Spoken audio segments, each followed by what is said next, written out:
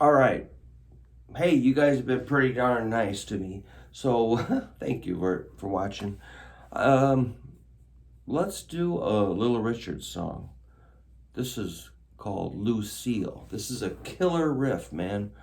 We're gonna have to move up to the key of C, and you're gonna go like this.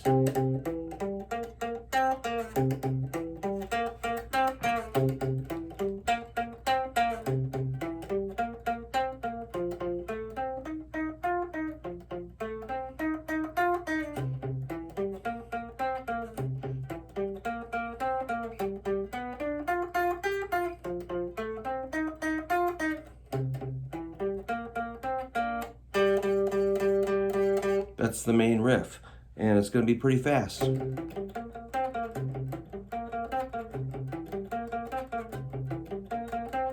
All right, man, so we're in the key of C. You're gonna take your middle finger and you're going for the root of the chord. The root of a C chord is a C note. We're at the 8th fret of the 6th string. Hit that 2 times. Then your index is going to the 3rd interval, which is the 7th fret, 5th string. Then pinky goes to the 5th interval, which is 10th fret, 5th string. That's a root, 3rd, 5th. Root, 3rd, 5th. So I'm going to get you guys trained to hear that, man. This is really important that you understand root, 3rd, 5th. Then we're going to a flatted 7. Flatted 7 is the 7th note of the scale, but it's flatted. Let's check it out. 1, 2, 3, 4, 5, 6, 7. If we use that natural 7, something like that. Oops. That does not rock. If we flat that 7, we got the edge.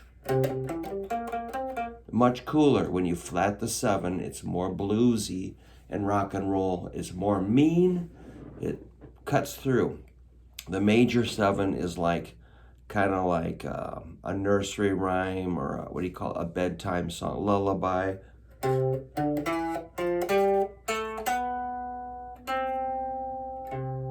Go to sleep. But the flatted 7 is like, wake up, let's go. So you're gonna go root, 3rd, 5th. Again, that's 8, 8, 7, 10. Okay, the flatted 7 is on the 4th string, 8th fret. You're gonna use your middle finger, hit it 2 times. It's a B flat note. So we got C, C, E, G, B flat 2 times, and then 1 C to B flat, and that's all there is to it. C, this last C is 10th fret, 4th string, and so we're using 4 fingers for 4 frets, and that's normal. If you only used to using 2 or 3, well, now we're using 4, and they have to be equally strong and coordinated. So if you've only been using these 2, or index and ring, and forgetting about your pinky, now it's time to pay your dues.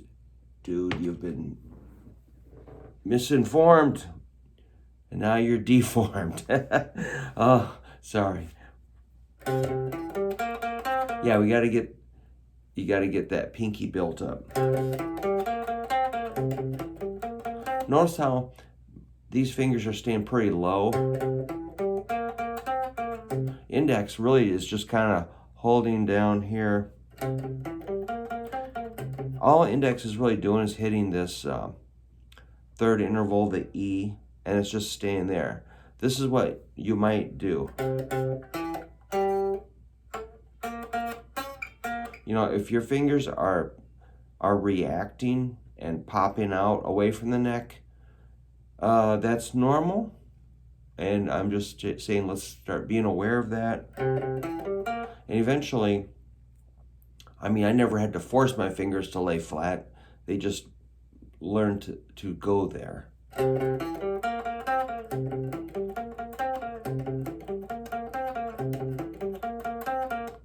All right, one more time. It's 8, 8, 7, 10, 8, 8, 10, 8. 8, 8, 7, 10, 8, 8, 10, 8. And that's our C riff. 2, 3, 4. Then we go one string over towards the floor. To our F, it's going to be exactly the same, just one string over. 2 times, then back to the C. 2 times, then we go up to G. To 10th fret, 5th string. 1 time, same riff, head on down to F, 8th fret, then the C, and G, we just hit it like 8 times. 1, 2, 3, 4, 5, 6, 7, 8. Yeah. So if your right hand is kind of floating in space, let's just try it.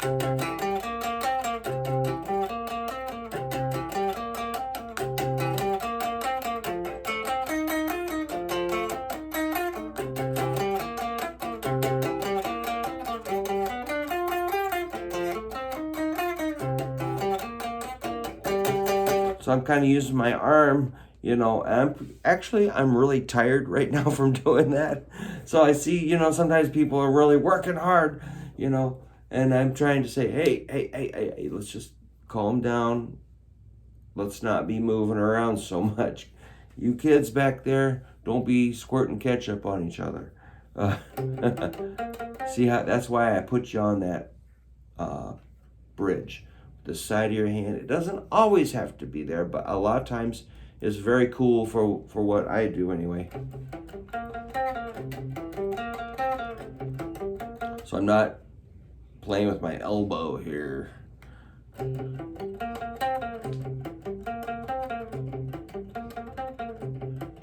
Oops, fell apart.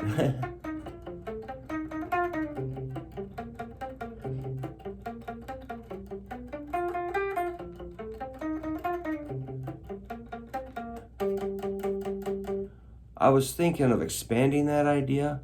I was watching a bunch of Little Richard stuff last night, interviews. Man, that guy was just great. He was so cool.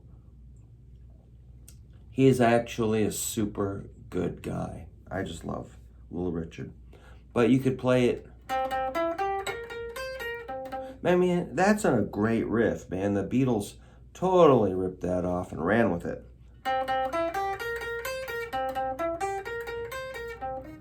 Oh, that's kind of tricky. So what we're doing is turning that great piano riff, which is kind of a bass line, you know, maybe left-hand piano. I'm not sure the guitar really plays it. Guitar's probably just going, I don't know, a nice rhythm. Maybe just a tight rhythm or something. But it's fun to pick the piano riff out. It could be in there. I mean, guitar might really play it. Who knows? But taking that riff and doing it into a lead line.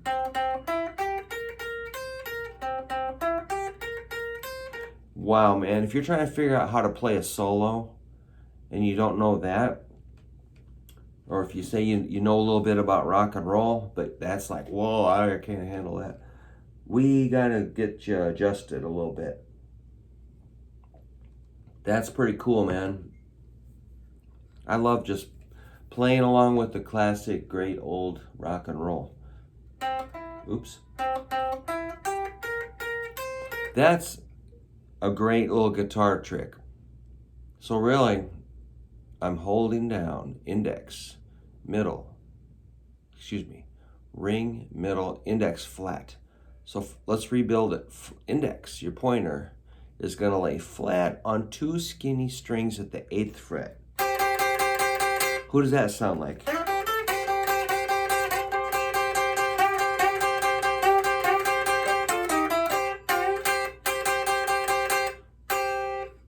that's a hot, hot, hot, hot spot to be. All right, you're gonna keep that there. Middle is going, so it's 8th fret, 2 strings, C and G. Middle finger goes to that 3rd interval I keep talking about. Just trust me, that's a 3rd interval, and just start saying 3rd interval and hearing that. Middle finger's on your 3rd interval, 3rd string, 9th fret.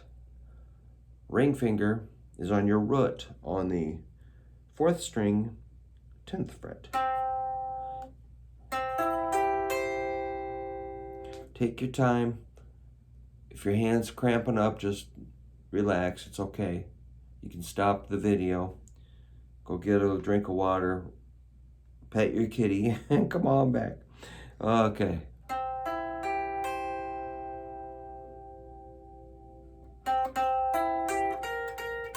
That's all it is. You're just holding that chord, which is a root, 3rd, 5th, root. Are you getting it? Are you understanding when I say root, 3rd, 5th?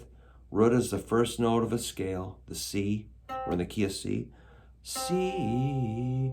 The 3rd is the 3rd note in the scale. E. The 5th is the 5th note in the scale. It all comes from 1, 2, 3, 4, 5, 6, 7, 8. 1, 2, 3, 4, 5, 6, 7, 8. 1, 2, 3, 4, 5 gives us 1, 3, 5. Then our flatted 7, that kind of evil note that sounds edgy. So I'm going to go.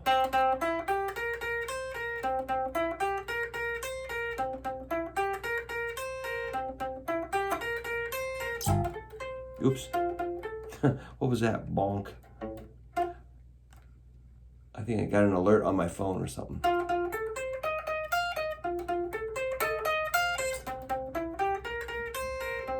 Yikes.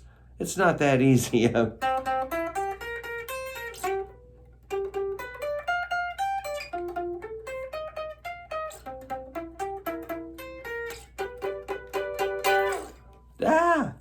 That's really fun. I mean, it really shows you like a phrase.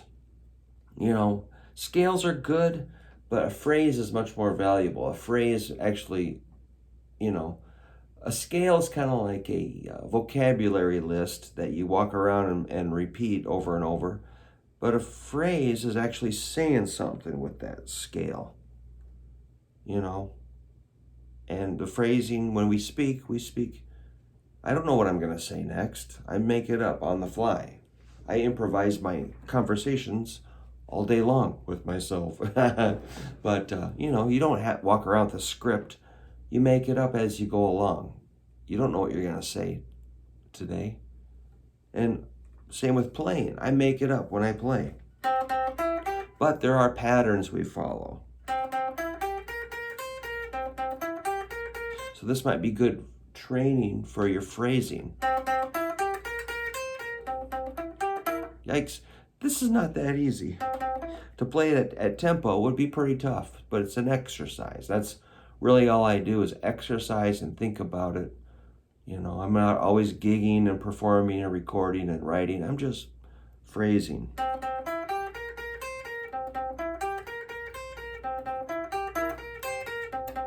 Close.